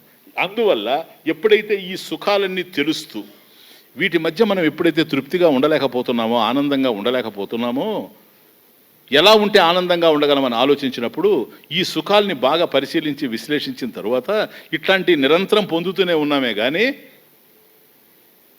సుఖం అనేటువంటిది ఎక్కడో మనకు అర్థం కావడం లేదు. ఇవి అనిత్యమని తేలిపోయింది. కాబట్టి నిత్యమైంది ఎక్కడో ఉండాలి. ఎక్కడుంది? ఏ హేతువు లేకుండా ఉండాలా, అక్కడుంది. బాగా అర్థం చేసుకోండి. ఇప్పుడు మనకు కలిగిన సుఖాలన్నీ ఉండలే, వాటికి కారణం ఉంది కదా. వాడు లడ్డు తిన్నాడు, లేదు క్యాసెట్ విన్నాడు, లేదు కాశ్మీర్ చూచాడు, అర్థమవుతుందా? ఇప్పుడు ఇట్లాగే అనేకం ఉన్నాయి కదా. వాడు లడ్డు తింటే ఇంకోటి జిలేబీ తింటాడు, వేరే విషయం. ఎవడు ఏం తిన్నాడు అది కాదు. ఇంకొక ఆయన పనస పొలావు తింటాడు. ఎవరు ఏమి తిన్నారనేది కాదు ఇంపార్టెంట్, వాడికి అది సుఖహేతు. వీళ్ళలో ఎవరూ సుఖపడడం లేదు. అందువల్ల మనం ఆలోచిస్తున్నాం, సుఖాలలో సుఖపడడం లేదు, సుఖంలో సుఖపడతామా? అది ఎక్కడుంది? ఇదిగో హేతువు లేకుండా ఉండాలి, వృత్తి విశేషం కాకుండా ఉండాలి. అప్పుడు ఇవి వృత్తి విశేషం తెలుస్తున్నాయి కనుక వృత్తి విశేషం కాకుండా ఉండాలి. అది ఎక్కడన్నా ఉందా? Let us enquire. ఎక్కడైనా ఉందా? ఉపనిషత్తులు వెళ్ళిపోయినాయి లోపలికి, పట్టేశాయి. అది ఎక్కడుందో అంటే సుఖహేతువు లేకపోయినా కూడా నువ్వు సుఖపడుతూ ఉన్నావు, అది సుఖం, అది నిత్య సుఖం, చెదరదు. ఎక్కడ స్వామీజీ అది? చాలా చెప్పచ్చు అనుకో, మీకు సూటిగా అర్థం కావడానికి. అంటే జటిలమవుతుందేమో సబ్జెక్టు జ్ఞాపకం పెట్టుకోవడానికని సూటిగా ఒకటే ఒక మాట చెప్తా. నా దగ్గర 2 ఎగ్జాంపుల్స్ ఉన్నాయి, కానీ ఒకటే చెప్తాను. సుషుప్తి. పో, గాఢ నిద్రలో నీకు సుఖం ఉందా లేదా? సుఖేనమయా నిద్రానుభూయాత్. నువ్వే కదనేది ఆ మాట. ఆనందంగా నిద్రపోయానండి. ఏం తెలిసిందయ్యా? కిమపి నా జానామే, నాకేం తెలియలేదు. ఏం తెలియలేదంటే ఏంటి?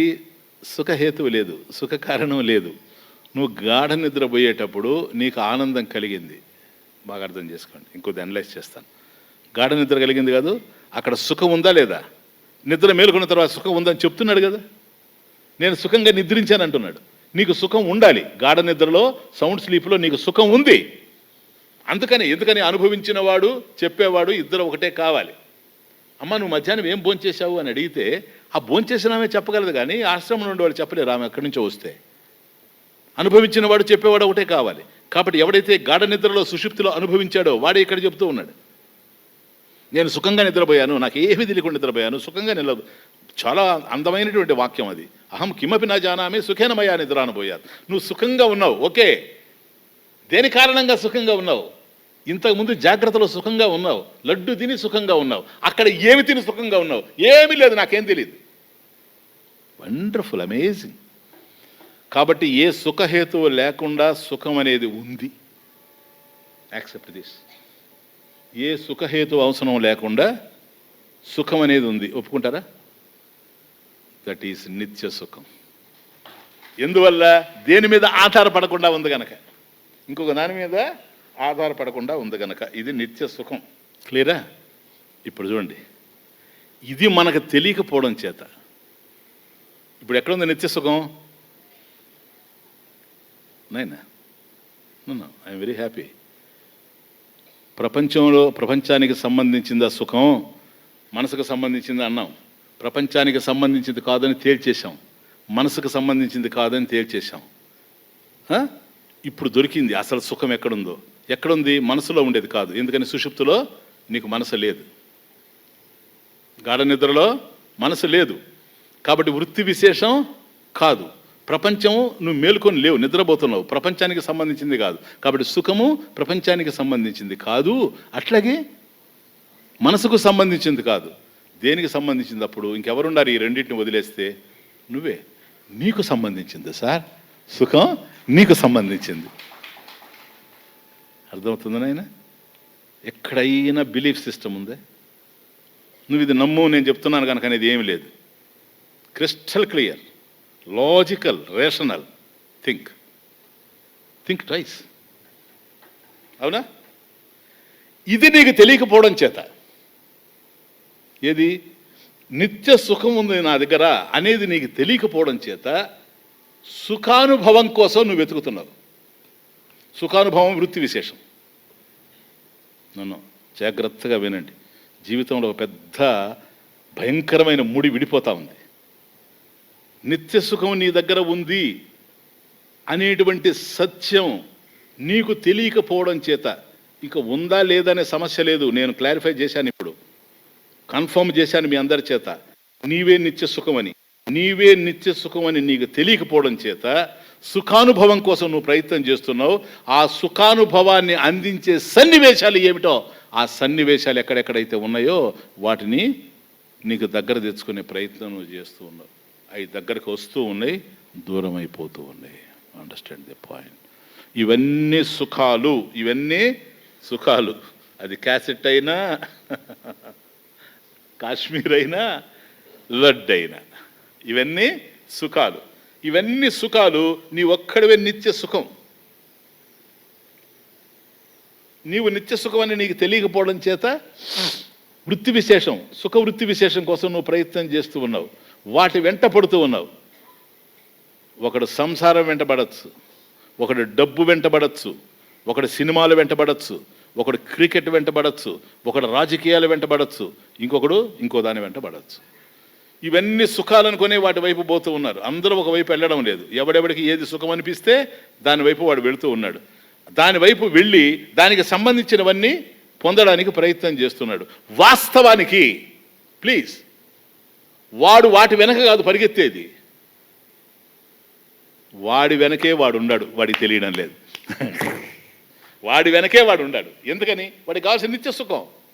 అనిత్య సుఖాలు కావు, నిత్య సుఖం వాడే. ఆ విషయం వాడికి తెలియడం లేదు. నేను నిత్య సుఖం అని నాకు తెలియకపోవడం చేత అనిత్యమైనటువంటి సుఖాల కోసం పరిగెత్తుతూ ఉన్నా. ఆ సుఖాలు కలగాలంటే ఏ ఏ సుఖహేతువులు ఉన్నాయో అవన్నీ కూడాను కూడగట్టుకోవడానికి ప్రయత్నం చేస్తూ ఉన్నా. చక్కగా అర్థమవుతా వస్తే మోహాలులా తలలు వంచుకునేటట్టు చేస్తాయి, తలలు వంచుకునేటట్టు చేస్తాయి, క్షమాపణలతో కృంగిపోయేటట్టు చేస్తాయి. మన ఆలోచనలు ఉన్నాయి, మహాప్రజ్ఞావంతులు అని చేస్తున్నాం ఆలోచనలు, అవన్నీ ఏవగింపుని కల్పిస్తాయి, అసహ్యం వేస్తాయి మన మీద మనకే. ఇట్లా ఆలోచించాను నేను, ఉన్న వాస్తవం ఇది. Just see now, look at this. కాబట్టి ఉన్నది వేరుగా ఉంది, తెలిసేది వేరుగా ఉంది. క్లియర్ నా? కాబట్టి ఇవన్నీ కూడాను సుఖవృత్తి విశేషం. ఇంకో తమాషా చెప్తున్నా, సుఖవృత్తి అనేది ఏదైతే ఉందో విశేషం, సుఖవృత్తి విశేషంలో నైనా ప్లీజ్, ప్రతి ఒక్కటి అమూల్యమైన వాక్యంగా ఉంది. నేనే అష్టానుషిగా సుఖవృత్తి విషయంలో అంటే అది లడ్డు తినడం కావచ్చు, ఇంకా రిపీట్ చేయను, ఏదైనా సరే దేని ద్వారా, ఏ హేతువు ద్వారా సుఖవృత్తి విశేషంలో నువ్వు ఎట్లాగైతే ఉన్నావో, సుఖవృత్తి విశేషంలో నువ్వు ఎట్లాగైతే ఉన్నావో అట్లా ఎప్పుడూ ఉండాలి అని నువ్వు అనుకుంటూ ఉన్నావు. క్లియర్? ఇంకేమన్నా ఉందా డౌట్? కాబట్టి ఇప్పుడు నువ్వు సుఖవృత్తి విశేషం కోసం కాదు పనిచేయదు. ఎందుకని? ఆ సుఖవృత్తి విశేషం ఏదైతే ఉందో కారణం పోగానే అది పోద్ది. కానీ అప్పుడున్నవే ఆ క్షణంలో అట్లా ఎప్పుడూ ఉండాలనుకుంటూ ఉన్నావు. కాబట్టి నువ్వు సుఖవృత్తి విశేషం వెంట కాదు నువ్వు పరిగెత్తేది, సుఖం వెంట. ఆ సుఖం ఎవరు? నువ్వే. ఆత్మనస్తు కామాయ సర్వం ప్రియం భవతి. నువ్వు నీకు కావాలి కనుకనే క్యాసెట్ అయినా ప్రియము, లేదు కాశ్మీర్ అయినా ప్రియము, లడ్డు అయినా ప్రియము, ఇంకా ఏదైనా ప్రియమే. Just understand. ఆత్మనస్తు కామాయ సర్వం ప్రియం భవతి. ఇవి కూడా అసలు దీంట్లో ఆనందమే లేదనుకోను ఆయన. ఇంకొకటి కూడా చెప్తున్నా, సుఖవృత్తి విశేషానికి కూడా ఒక 2 ఓట్లు వేస్తున్నా నేను. ఏంటంటే అసలు ఈ సుఖవృత్తి విశేషం అనేదే ఒకటి ఉందని కనుక తెలియకపోతే, ఇది చూడ తమాషా, సుఖవృత్తి విశేషం ఒకటి ఉంది అని కనుక నీకు తెలియకపోతే సుఖం కోసం నువ్వు ప్రయత్నం చేసేవాడివేనా? నిత్య సుఖం కోసం చేస్తావా? ఇదే కదా కొద్ది రుచి చూపెట్టింది. కొంచెం కొంచెం కావచ్చు, తోడా తోడా సార్, ఇదే కదా నీకు రుచి చూపెట్టింది. ఆ లడ్డు తిన్నప్పుడు ఆనందం కలిగింది నీకు, అది క్షణికమే కావచ్చు. నేను అప్పుడు ఎట్లాగైతే ఉన్నానో అట్లాగే ఉండాలి ఎప్పుడు అనుకుంటున్నావు కదా. అసలు అదే లేకపోతే దీన్ని పొందాలనే కోరిక నీకు రాదు కదా. కాబట్టి సుఖవృత్తి విశేషం అనేదే గనక తెలియకపోయి ఉంటే సుఖం కావాలనేటువంటి కోరికే జనించేది కాదు. అండర్స్టాండ్? అంతవరకైనా దానికి థ్యాంక్స్ గాడ్. నువ్వు అనిత్యమో ఆగమాపాయనో ఏదో నాకు అనవసరం, అసలు నిత్య సుఖం అనేది ఒకటి ఉంది అనే ఆలోచన, దాన్ని పొందాలి అనేటువంటి అభిలాష, అభీష్టము నా హృదయంలో ఏర్పడడానికి, ఓ మిస్టర్ విషయానందం, you are the cause. No, you are the gateway. Right word. ద్వారభూత. ద్వారభూత అంటాడు ఇప్పుడు శ్లోకం స్టార్టింగ్ అదే. ద్వారభూత, నువ్వు నేను నిత్య సుఖాన్ని అన్వేషించడానికి నువ్వు గేట్ వే. కానీ నేను ఇప్పుడు పొందాలనుకుంటున్నానే నాయన. చూడండి, ఎవరెవరు ఏమేమి పొంది సుఖపడాలనుకుంటున్నారో ఈ ప్రపంచంలో నాకు తెలియదు, కానీ ఎవరెవరు ఏవి పొంది సుఖపడాలనుకున్నా ఇక్కడి నుంచి బయలుదేరి వాటి మధ్యలోకి వెళ్ళేది ఎందుకో తెలుసా? తిరిగి మళ్ళీ తన దగ్గరికి రావడానికి. అంతేనా? ఎందుకని? తానే నిత్య సుఖం కనుక. కాబట్టి అది ద్వారభూతమై ఉంది. ద్వారభూతమై ఉంది. ఏది? విషయానందం. ఇప్పుడు మనం చూసిన ఆనందాలన్నీ ఏం ఆనందాలు అవి? మనకు వృత్తి విశేషంగా తెలిసిన ఆనందం, సుఖవృత్తి విశేషంగా తెలిసిన ఆనందాలన్నీ ఉన్నాయి. అవన్నీ కూడా అవే. దాన్ని శాస్త్రంలో అయితే లక్షణానందము అని అంటారు. లక్షణానందం ఎందుకన్నాడో తెలుసా? లక్ష్యం వైపు గనక ఇవన్నీ లక్షణానందాలు, అనిత్యానందాలు, అనిత్య సుఖాలన్నీ లక్షణ సుఖాలు. లక్ష్యం ఏది? నిత్య సుఖం. అది లక్షణానందము, లక్ష్యానందము. లక్షణానందములన్నీ లక్ష్యానందం వైపే పోతూ ఉన్నవి. అది మనకు తెలియకపోవడం చేత వీటి వెంట పడుతూ ఉన్నాము. కాబట్టి ఇది ఏదైతే విషయానందం ఈ ప్రపంచంలో ఉందో అది ద్వారభూతమై గేట్వేగా ఉంది సార్. దేనికి? ఆత్మానందానికి గేట్వే. కమన్. అథాత్ర విషయానంద బ్రహ్మానందాంశ రూపభాక్ నిరూప్యతే ద్వారభూతః తదంశత్వం శృతిర్జగౌ.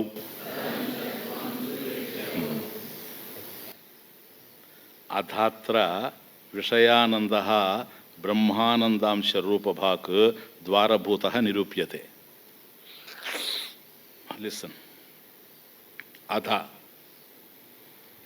అంటే ఇప్పుడు, దాని తరువాత, అనంతరం.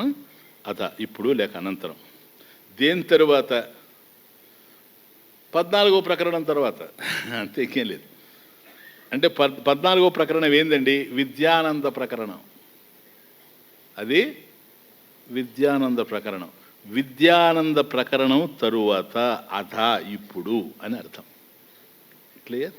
కాబట్టి అత్ర, మళ్ళీ నెక్స్ట్ అథ, అత్ర, అథాత్ర, అత్ర, అస్మిన్ అధ్యాయే, అస్మిన్ ప్రకరణే, ఈ అధ్యాయంలో, ఈ ప్రకరణంలో, అథాత్ర, అథ, ఆ తరువాత మన ఏదైతే విద్యానందం ఉందో దాని తరువాత అథ, అత్ర, అస్మిన్ అధ్యాయే, అస్మిన్ ప్రకరణే, ఈ ప్రకరణంలో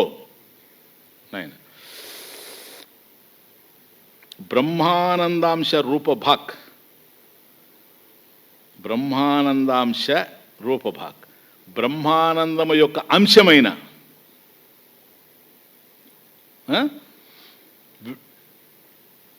విషయానంద, ద్వారభూత విషయానంద, ద్వారభూతమైనటువంటి విషయానందము నిరూప్యతే, నిరూపింపబడుతూ ఉంది. శ్లోకం భావం చెప్తున్నా. తదంశత్వం, కాబట్టి ఆ బ్రహ్మానందములో విషయానందం అంశమైంది. ఇది శృతిర్జగౌ, శృతి జగౌ, శృతిర్జగౌ అంటే శృతులు ఈ విషయాన్ని చెబుతూ ఉన్నాయి. శృతి సింగులర్, శృతి ఈ విషయాన్ని చెబుతూ ఉంది అంటే వేదం చెబుతూ ఉందని అర్థం. వేదం చెబుతూ ఉందంటే ఏమని ఇక్కడ మనకు వేదాంత పంచదశలో వేదం అంటే ఉపనిషత్తు, ఉపనిషత్తు, ఉపనిషత్తు చెబుతూ ఉంది. అథ అత్ర విషయానంద బ్రహ్మానందాంశ రూపభాక్ ద్వారభూత నిరూప్యతే. కాబట్టి విద్యానందం తర్వాత నేను చెప్పాను కదా మీకు ప్రారంభంలోనే, ఉపన్యాసం ప్రారంభించక ముందే చెప్పిన ఏమని, యోగానందము, విద్యానందము ఇవన్నీ ఉన్నాయని. కాబట్టి యోగానందం ఇజ్జుండి తమాషా, ఇది కూడా అనిత్య సుఖం, సుఖవృత్తి విశేషం. ఇప్పుడు ఎవడన్నా కూర్చొని టీవీలు భలే పనికొస్తాయి వీటికి, ఉదయాన్నే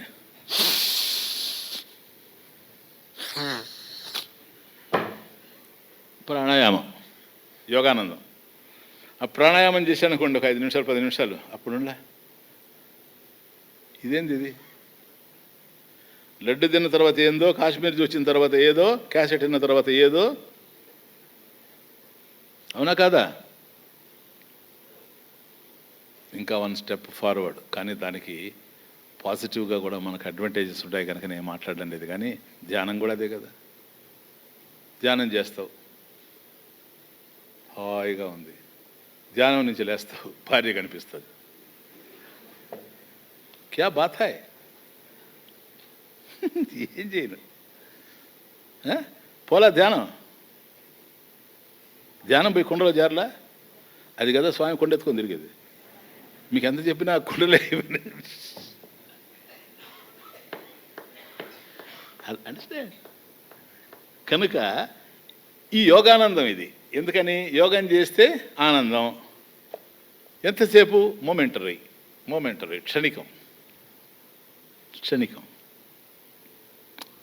యోగానందమైన క్షణికమే. ఇంకా విద్యానందం, బాగా చదువుకున్నాడు అనుకోండి, ఆనందం ఉంటుంది మనిషికి, సరేనా?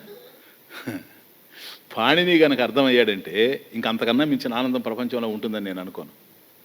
ఎందుకంటే it is such a typical grammar. Panini వ్యాకరణం కనుక అర్థమైంది అనుకోండి, వాడిని పట్ట పగ్గాలు ఉండవు.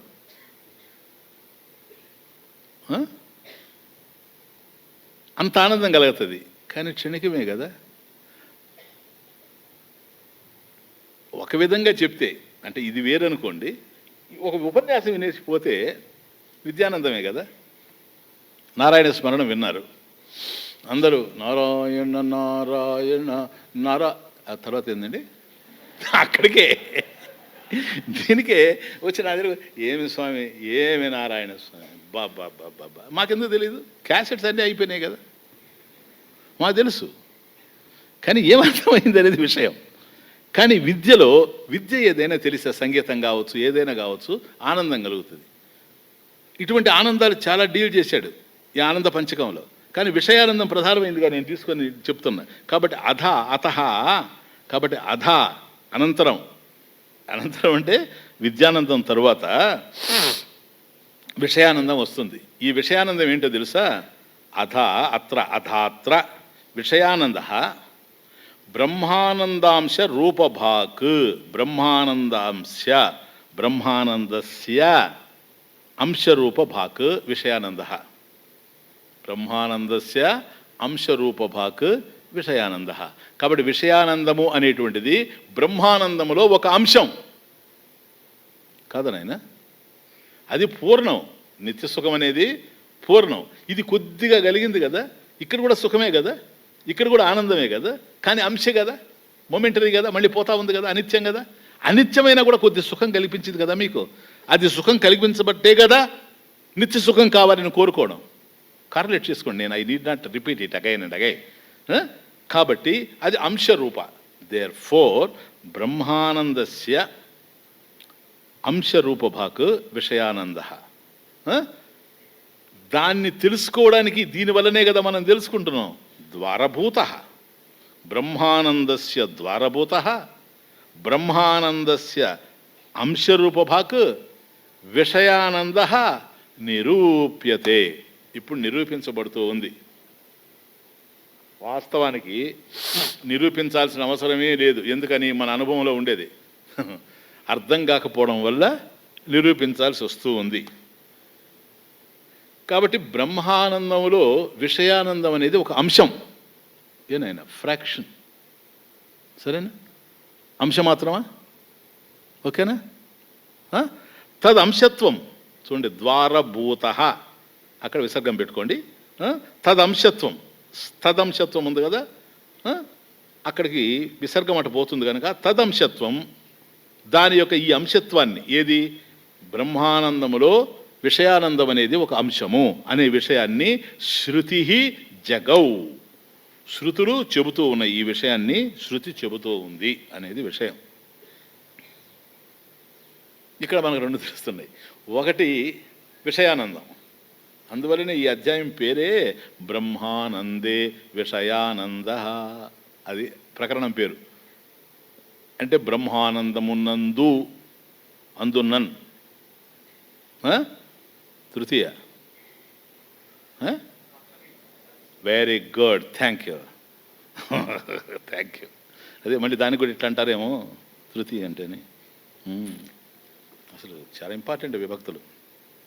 Just listen. కాబట్టి బ్రహ్మానందే విషయానంద, క్లియరా? బ్రహ్మానందమునందు విషయానందం అంటే విషయానందం అంశరూపంలో ఉంది. అంశరూపంలో ఇది ఉండబట్టే పూర్ణమైన ఆనందం కోసం మనం ప్రయత్నం చేస్తున్నాం. ఆ పూర్ణమైన ఆనందం ఏంటి? బ్రహ్మానందం. బ్రహ్మానందం, సరేనా? ఇది నిరూపించబడతా ఉంది అంటాడు.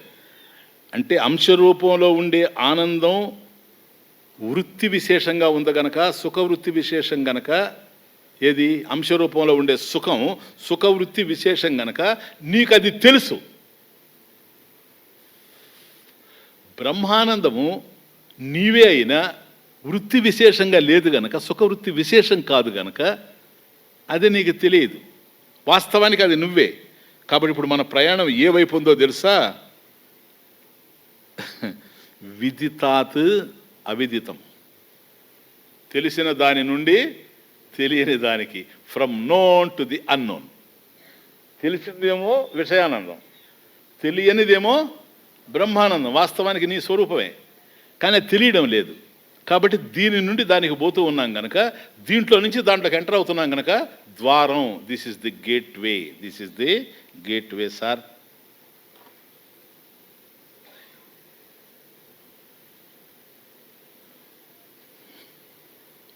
క్లియరా? అంశరూపంగా ఉండేటువంటి సుఖాలు ఏవైతే ఉన్నాయో వాటన్నిటిలో భేదాలు ఉంటాయి. ఉంటాయా? భేదాలు లేవా? క్యాసెట్ వినడం లడ్డు తినడం కాదు కదా, లడ్డు తినడం కాశ్మీర్ చూడడం కాదు కదా. అదే భేదాలు ఉంటాయి. అంశరూపంగా తెలిసేటువంటి సుఖాల్లో భేదాలు ఉంటాయి. బ్రహ్మానందం ఏదైతే ఉందో, ఏది సుఖం, ఇవి సుఖాలు ప్లూరల్, అది సుఖం ఏకవచనం, దాంట్లో భేదాలు లేవు. ఇప్పుడు మనిషికి ఆనందం కలిగింది అనుకోండి, ఆయన ఇప్పుడు నవ్వు వచ్చింది ఒక మనిషికి, ఒక జోక్ కట్ చేస్తే నవ్వు వచ్చింది అనుకోండి. జోక్స్ వేరుగా ఉండొచ్చేమో కానీ నవ్వులు వేరుగా ఉంటాయా? అనుభూతి. ఇప్పుడు జోక్ కట్ చేస్తేనే అక్కడ కూర్చున్నటువంటి ఒక రాజుగారు నవ్వారు సభలో, ఆ వైపు ఉండేటువంటి భిక్షగాడు నవ్వాడు. Is there any difference? ఉందే? బిచ్చగాడి నవ్వు, రాజుగారి నవ్వు ఉందే? నవ్వే ఉంది. కాబట్టి ఇవి ఏవైతే అనిత్యమైనటువంటి సుఖాలు సుఖవృత్తి విశేషంగా తెలుస్తూ ఉన్నాయో వాటిల్లో భేదాలు ఉంటాయేమో కానీ వృత్తి విశేషం కాకుండా ఏ నిత్య సుఖమైతే ఉందో దాంట్లో భేదాలు లేవు. భేదాలు ఉండేటువంటి సుఖాల్లో పడి క్షణికమైనటువంటి సుఖాల్లో కొట్టుమిట్టాడుతుండేటువంటి మనం దీనివల్ల కొద్ది సుఖం ఉందని మనకు అనుభవానికి అందింది కనుక పూర్ణ సుఖం కావాలి అని అభిలషిస్తూ ఎక్కడున్నామో తెలుసా? పూర్ణ సుఖం యొక్క ద్వారం దగ్గర పడి ఉండాం. ఏమో, I tried my level best. మిమ్మల్ని ద్వార దర్శనం చేయించాను ఈరోజు. ద్వార దర్శనం, ఇంకా దైవ దర్శనమే. ద్వారం దగ్గరకు వచ్చామనుకోండి, దైవ దర్శనమే. క్వశ్చన్ ఏముంది ఇంకా? కాదా? ఎంతకాలం ద్వారం దగ్గర పడి ఉంటారు చెప్పండి? మళ్ళీ అడుగుతున్నా. ద్వార దర్శనం చేయించాను అనుకుంటున్నా నేను.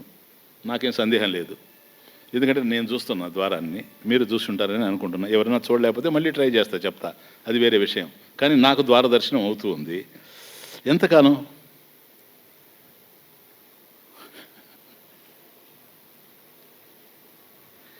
ఎంతకాలం పడి ఉంటాం గుడి దగ్గరని, ద్వారం దగ్గర?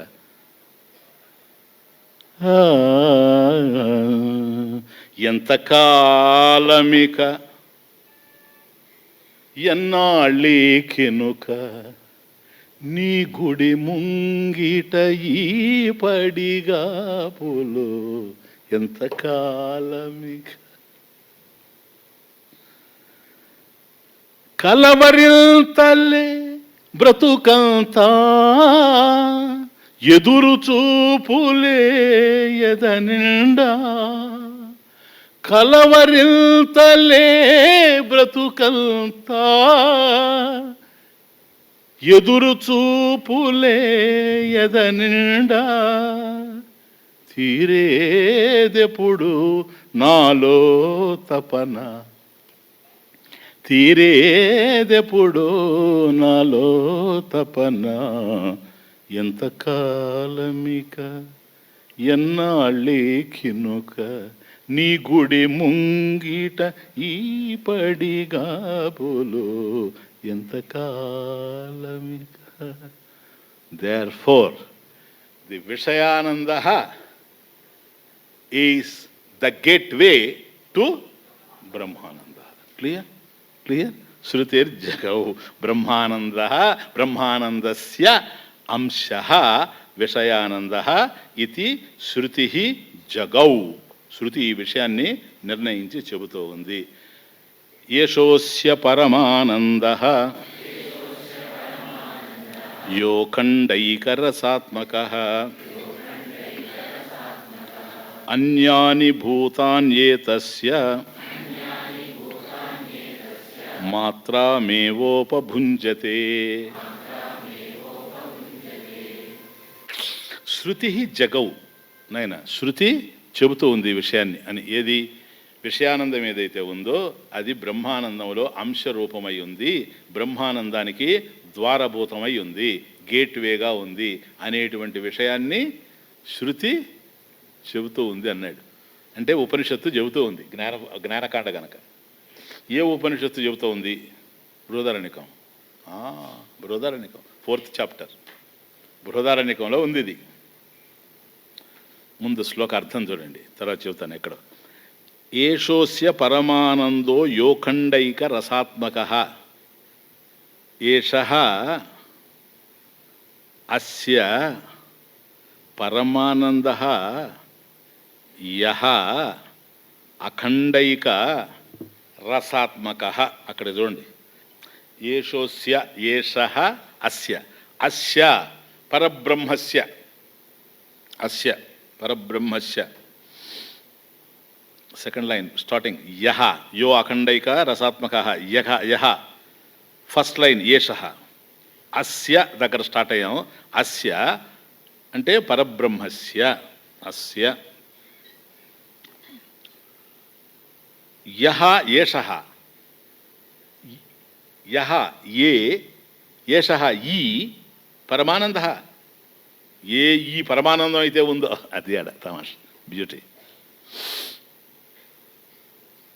ఏ ఈ పరమానందం గలదో అని అర్థం ఉందో, పరబ్రహ్మము యొక్క ఏ ఈ పరమానందం గలదో అది అఖండైక రసాత్మకః. అంటే అస్య ఆత్మనః ఏషః పరమానందః అఖండ ఏక రసాత్మకః. అఖండ ఏ విభాగములు లేనటువంటి అంటే ఏంటి? సజాతీయ విజాతీయ స్వగత భేద రహిత. కాబట్టి సజాతీయ భేదం లేదు, విజాతీయ భేదం లేదు, స్వగత భేదం లేనటువంటి అఖండ ఏక అద్వయ రసాత్మకః. రసాత్మకః రసస్వరూపః. రసస్వరూప అంటే రసో వైస రసస్వరూప సుఖస్వరూప ఆనందస్వరూప. అఖండైక రసస్వరూప అఖండ ఏకరసస్వరూప. కాబట్టి అఖండమైనటువంటి ఏ భేదం లేనటువంటి ఏకమైనటువంటి ఆనంద స్వరూపం ఏది? ఆ పరమానంద స్వరూపం.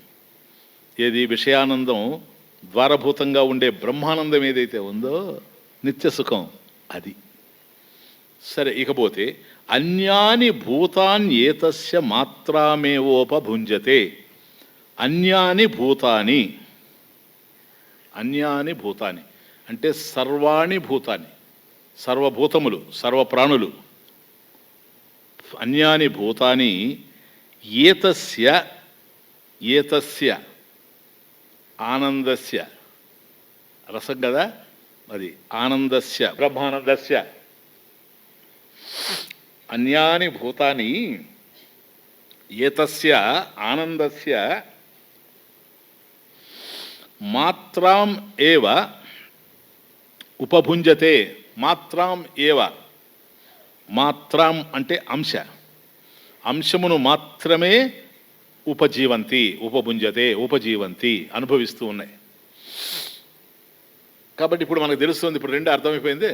నైన్, ఒకటి వృత్తి విశేషంగా ఉండే సుఖం, రెండవది వృత్తి విశేషం కాకుండా ఉండేటువంటి నిత్య సుఖం, నీ స్వరూపం. ఇది ఉండేది. నీ స్వరూపం ఎట్లాంటిది అంటే అస్య య ఏషః పరమానంద అఖండైక రసాత్మక. First 2 lines. కాబట్టి అఖండమైనటువంటి ఏకరస స్వరూపమైనటువంటి ఆనంద స్వరూపమైనటువంటి అద్వయమైనటువంటి ఆత్మ ఏదైతే ఉందో అది ఒకటి. ఇక భూతాలు అనుభవించే సుఖాలు ఉన్నాయే, ప్రాణులు అనుభవించే సుఖాలు ఏంటవి?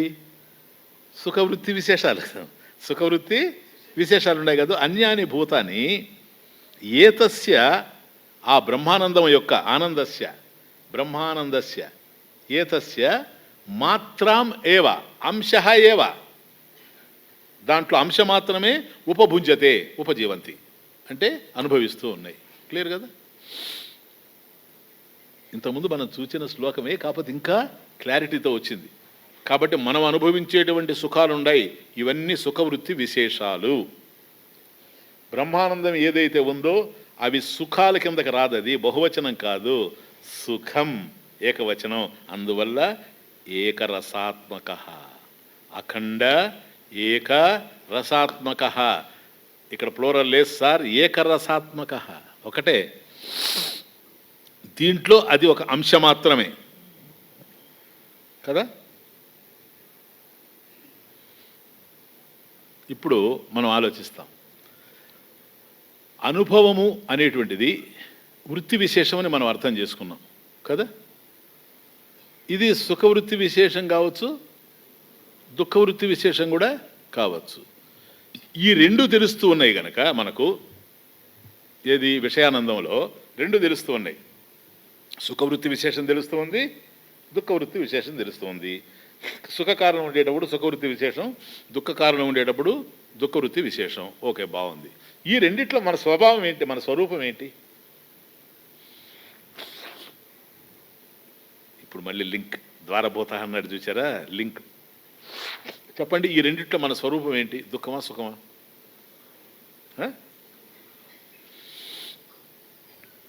చాలా క్రిటికల్ క్వశ్చన్ ఇక్కడ ఇది. ఎందుకంటే ఏది స్వరూపము అని అంటే, దుఃఖం మాత్రం మన స్వరూపం కాదని కొట్టిపడేయచ్చు. ఎందుకో తెలుసా? స్వరూపం ఎవరిని బాధ పెట్టదు. స్వరూపాన్ని వదులుకోవాలని ఎవ్వరు అనుకోరు. కానీ దుఃఖాన్ని వదిలిపెట్టాలని అందరూ అనుకుంటారు.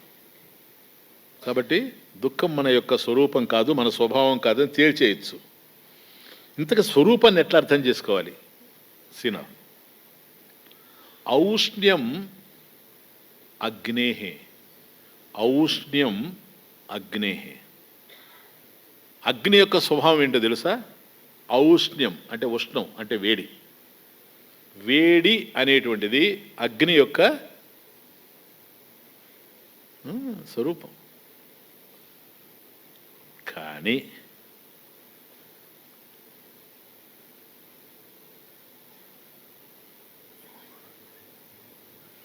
ఓ పదం ఆడతారు కదా, అగ్ని లేనిదే పొగలేదు అంటారు. అగ్ని లేనిదే పొగ రాదు అంటారు కదా. అది సత్యం. అదే, పొగ లేకపోయినా అగ్ని ఉంటుంది లేదా? పొగ లేని అగ్ని చూడాల మీరు? నిత్యం చూడ, ఫర్నేస్ చూడ.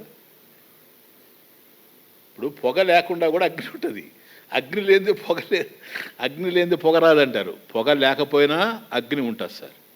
అగ్ని ఉంటే మంటలు ఉంటాయి, మంటలు లేకపోయినా అగ్ని ఉంటుంది. కదా? తికమక చేస్తానా? మరి స్వరూపం ఎట్లా అర్థమయ్యేది? తికమక లేదు, మకతిక అంటే బాధ, కానీ తికమకే ఉంది. కాబట్టి పొగ ఉండొచ్చు, అగ్ని ఉండొచ్చు, పొగ లేకపోవచ్చు, అగ్ని ఉండొచ్చు, మంటలు ఉండొచ్చు, అగ్ని ఉండొచ్చు, మంటలు లేకపోయినా అగ్ని ఉండొచ్చు, అగ్ని ఉండొచ్చు, వేడి ఉండొచ్చు, వేడి లేకుండా అగ్ని లేదు. కమా ఉందే? ఉష్ణం లేకుండా అగ్ని అనే ప్రశ్నే లేదు. మంటలు లేకపోయినా అగ్ని ఉంటుంది, అండర్స్టాండ్? పొగ లేకపోయినా అగ్ని ఉంటుంది, ఉష్ణం లేకుండా అగ్ని ఉండే అవకాశమే లేదు. కనుక ఔష్ణ్యం, ఔష్ణ్యం నాకు యావత్తు సున్నా, ఔష్ణ్యం అగ్నే. కాబట్టి అగ్నికి వేడి అనేటువంటిది స్వభావం, అదే స్వరూపం.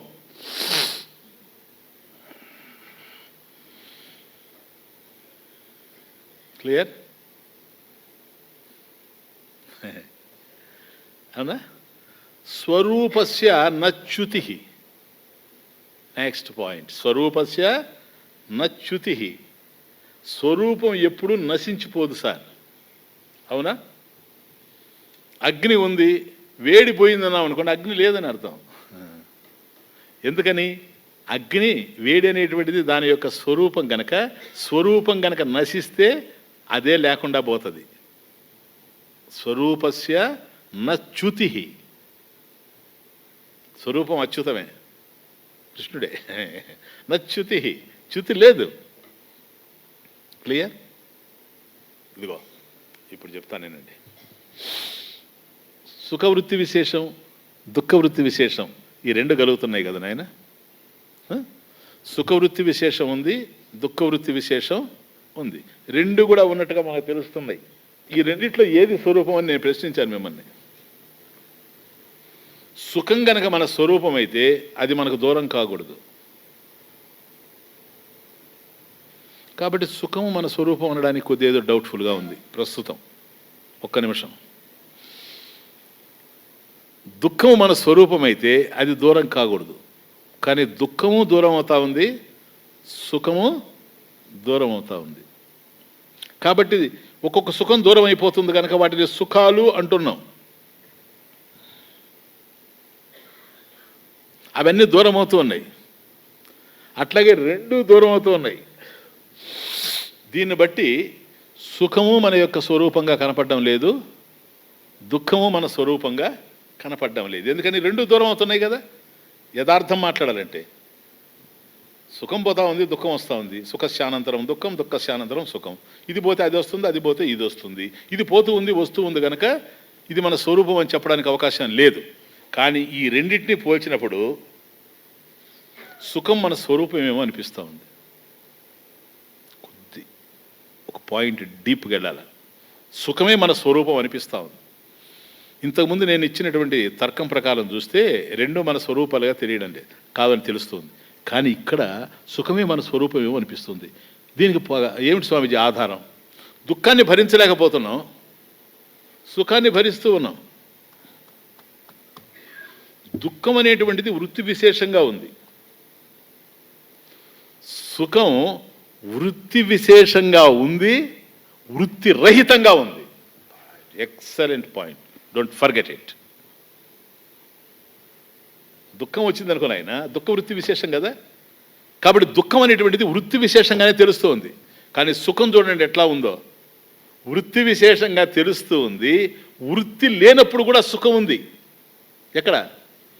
సుషుప్తిలో, గాఢ నిద్రలో అన్నాడు కదా, సుఖేనమయ నిద్రానుభూయాత్ అని. అక్కడ వృత్తి విశేషం లేదు కదా.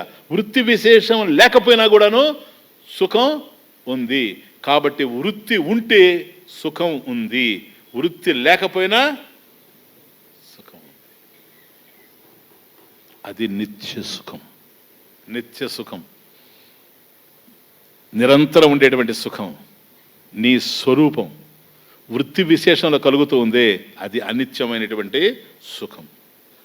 ఇప్పుడు చెప్పు, అదే ఆత్మ కథం చ్యుతి ఆత్మన, ఇంకా ఆత్మగా నశింపు ఎక్కడుంది? నీకు మాత్రం నశింపు ఎక్కడుంది? నువ్వే కదా ఆత్మ. ఇంకా ఏం పోతుందని దుఃఖపడతావు? ఏమి ఆశించి దుఃఖపడతావు రాలేదని? ఏం ఆశిస్తావు? వృత్తి విశేషాన్ని ఆశిస్తావా? వృత్తి విశేషంగా ఉండే సుఖమే ద్వారభూత, అది వృత్తిరహితంగానూ ఉంది. కాబట్టి సుఖమే నీ యొక్క స్వరూపం, కానీ దుఃఖం నీ స్వరూపం అయ్యేందుకు అవకాశం లేనే లేదు. అయితే ఏం చేయాలి స్వామిజీ? ఇప్పుడు ఇది అర్థం కావాలి సార్, ఇంకేం లేదు చేసేది. జ్ఞానాత్ మోక్ష ఇది అర్థం కావాలా? జ్ఞానాదేవత కైవల్యం ఇది అర్థమైపోయింది అనుకో, ద్వారం నుంచి లోపలి పోవడమే. ద్వారదర్శనం ఉన్నాయి, దైవ దర్శనం హాయ్, ఇంకేముంది? అయిపోయినాయి, ఇంకేముంది? కాబట్టి ఆత్మ ఇది తమాషా చూడండి. సుఖం సుఖాలు నాయన, సుఖం సుఖాలు. ఆకాశంలో సూర్యుడు దివ్యంగా ప్రకాశిస్తూ ఉన్నాడు, మేఘాలు పోతూ ఉన్నాయి. క్లియర్? ఈ మేఘం వేరే, ఆ మేఘం వేరే, ఆ మేఘం వేరే. ఈ మేఘం వచ్చింది, సూర్యుడు తెలియడం లేదు. ఈ మేఘం పోయింది, సూర్యుడు తెలుస్తూ ఉన్నాడు. ఈ వృత్తి విశేషం వచ్చింది, కానీ ఎక్కడైతే మేఘం ఉన్నప్పుడు కూడా సూర్యుడు ఉన్నాడో వృత్తి విశేషంలో కూడా ఉండేది అంతే. మేఘాన్ని చీల్చుకొని చూస్తే ఉండేది సూర్యుడే, ఈ ద్వారాన్ని తెరిచి లోపలికి పోతే ఉండేది నిత్య సుఖమే, అంతే, ఇంకేం లేదు. ద్వారభూత, ద్వారభూత. కాబట్టి అవన్నీ వృత్తి విశేషమైనటువంటి సుఖాలు మేఘాల్లాగా వెళ్ళిపోతూ ఉన్నాయి. నిత్య సుఖం అనేది సూర్యుడిలాగా నిరంతరం స్వప్రకాశంగా ఉన్నది. అదే ఆత్మ. ఏనాయనా? అదే ఆత్మ. అందువల్ల బృహదారణ్యకి ఇచ్చాడు కనుక, బృహదారణ్యకంలోనే ఏంటో తెలుసా? యాజ్ఞవల్కుడు ఆత్మవా అరే ద్రష్టవ్య, అదే ఆత్మ కదా. ఆత్మవా అరే ద్రష్టవ్య, శ్రోతవ్య, మంతవ్య, నిధిధ్యాసితవ్య. ఇదే నీకు తెలియాల్సింది, ఇదే ఆత్మ. కాబట్టి ఏం చేయాలి ఇప్పుడు నువ్వు? ఆత్మవా అరే ద్రష్టవ్య, ఆత్మని సాక్షాత్కరించుకోనైనా దర్శించుకో అంటే సాక్షాత్కరించుకో, అనుభూతిని పొందు. ఎట్లా? శ్రోతవ్య, తవ్య ప్రత్యయం, శ్రోతవ్య, గురువును పట్టుకో, నీకు బోధించగలిగేటువంటి గురువును పట్టుకొని శ్రోతవ్య, శ్రవణం చేయి. మంతవ్య, మననం చేయి, సందేహాలు నివృత్తి చేసుకో. నిధిధ్యాసితవ్య, నిధిధ్యాసలో స్వరూపంగా ఉండిపోనాయన, అంతే, ఇంకేం లేదు. ఇప్పుడు నీకు అర్థమైందే, విషయానందం ఏదో అది ఏదో కాదు, బ్రహ్మానందమే. అందువల్ల అన్యాని భూతాని ఏతస్య మాత్రామేవ ఉపభుంజతి ఉపజీవంతి. అన్యాని భూతాని సర్వాణి భూతాని తస్య మాత్రాం ఏవ, తస్య మాత్రాం ఏవ, ఆనందస్య మాత్రాం లేశః మాత్రాం ఏవ ఉపజీవంతి ఉపభుంజతే, అంతే, ఇంకేమి లేదు. స్వామీజీ చెప్పు, కనెక్షన్ ఇచ్చేస్తాను. స్వామీజీ బాగుంది, మరి నేను ఆత్మే కదా అని ఇంకెన్నిసార్లు చెప్పంటావా నన్ను? మళ్ళీ అనేక సార్లు చెప్పానంటే బహువచనం అయిపోదు. ఒకసారి చెప్పాను చాలు. ఏకరసాత్మక చెప్పాను కదా నువ్వే ఆత్మని. సరే, ఆత్మ అయితే నాకు ఎందుకని తెలియడం లేదు? అది నువ్వు చెప్పాలి, నన్ను అడుగుతాయండి. నువ్వుగా చెప్పాలా, నీకెందుకు తెలియడం లేదు? అది కాదు స్వామీజీ, మీరు అన్నిటికీ లాజిక్ పెట్టబాకండి. నేనే ఆత్మ అయితే ఆత్మ కావాలని నేను ఎందుకు వాంఛిస్తూ ఉన్నాను? నేనే ఆత్మ, నేనే నిత్యసుఖం, నేనే నిత్యసుఖం అని మీరు చెప్పేది కనుక యథార్థమైతే మళ్ళీ ఎందుకు కానీ కోరుకుంటున్నాను? తెలియకపోవడం చేత. ఏం అదే నాకు ఆన్సర్ లేదా? నువ్వు మర్చిపోయినావు కానీ ఎన్నిసార్లు చెప్పాను ఇది? తెలియకపోవడం చేత. ఎప్పుడు తెలుస్తుంది?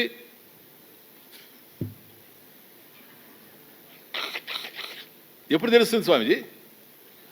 ఉండవలసిన రీతిలో బుద్ధి ఉన్నప్పుడు, బుద్ధి ఎట్లా ఉండాలనో అట్లా ఉన్నప్పుడు. అయితే ఎప్పుడు తెలియదు? ఉండకూడని రీతిలో బుద్ధి ఉన్నప్పుడు. ఏంది స్వామీజీ? మరి అదే బుద్ధి ఎట్లా ఉంటే తెలుస్తుంది, బుద్ధి ఎట్లా ఉండకూడని విధానం అన్నారు కదా. ఎలా ఉండకుండా ఉంటే తెలియదు, ఎలా ఉండాలి బుద్ధి, ఎలా ఉండకూడదు. కనెక్షన్. శాంతాఘోరస్తథా మూఢ మనసో వృత్తయ స్థిత. కనెక్షన్ ఇప్పుడు అర్థమైంది.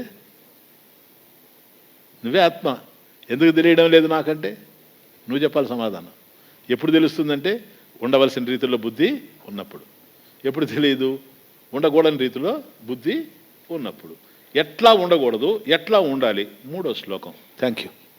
ఓం ఓం పూర్ణమదః పూర్ణమిదం పూర్ణాత్ పూర్ణముదచ్యతే పూర్ణస్య పూర్ణమాదాయ పూర్ణమేవావశిష్యతే. ఓం శాంతి శాంతి.